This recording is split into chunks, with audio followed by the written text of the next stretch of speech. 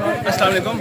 अच्छा, मेरी थाना चकबदी के SHO चौकी सिकंदर चौक के चौकी इंचार्ज हमारे DPO पाकपतन और RPO साहिवाल से मोतबाना गुजारिश है कि 60D पिंड जिसके सारे मतलब जो लड़के हैं नौजवान नस्ल वो नशे से तंग हो के अब गलियों बाज़ारों में निकल आई है।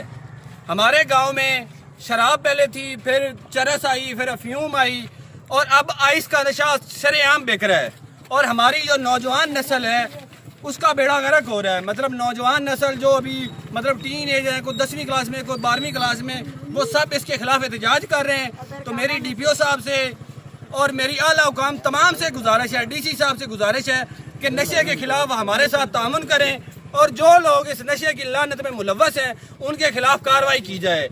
अभी देखने में ये आया है कि जो भी लोग पकड़े जाते हैं, जो नशे के खिलाफ पकड़ा जाता है, वो 2 लाख रुपया देता है और अगले ही दिन बाहर होता है। तो ये क्या हो रहा है? ये पुलिस की मिली भगत से हमारी नौजवान नस्ल को तबाह किया जा रहा है। ये पुलिस क्या कर रही है? हमारी पुलिस और तमाम आला हुकाम से, हमारे MNA साहब हैं, हमारे MPA साहब हैं, हमारे वकला साहब हैं, हमारी सिविल सोसाइटी से गुजारिश है कि सब लोग इसके खिलाफ हमारे साथ कदम से कदम मिलाकर चले, हमारे साथ तामुन करें। हमारे गांव में कुछ 10 से 15 औरतें और 10 से 15 मर्द, उसने हमारे पूरे इलाके का जीना हराम किया हुआ है। खसूसी तौर पे ये कोई आइस का नशा आया सुना है, उसको जागो जागो लोग कहते हैं कि वो रात को सोने नहीं देती और लोगों का पैसा भी खा रही है।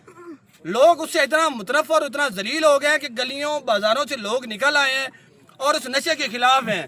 प्लीज़ मेरी आला हुकाम से गुजारिश है, DPO साहब आप मेहरबानी करें और इस नशे के खिलाफ हमारे साथ तामुन करें, बहुत मेहरबानी होगी।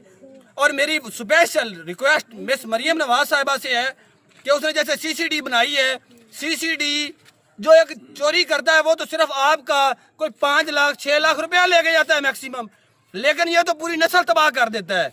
एक छोटा बच्चा जो नशे पे लग गया और उसकी औलाद होगी तो उसकी तो सारी नस्ल तबाह हो गई।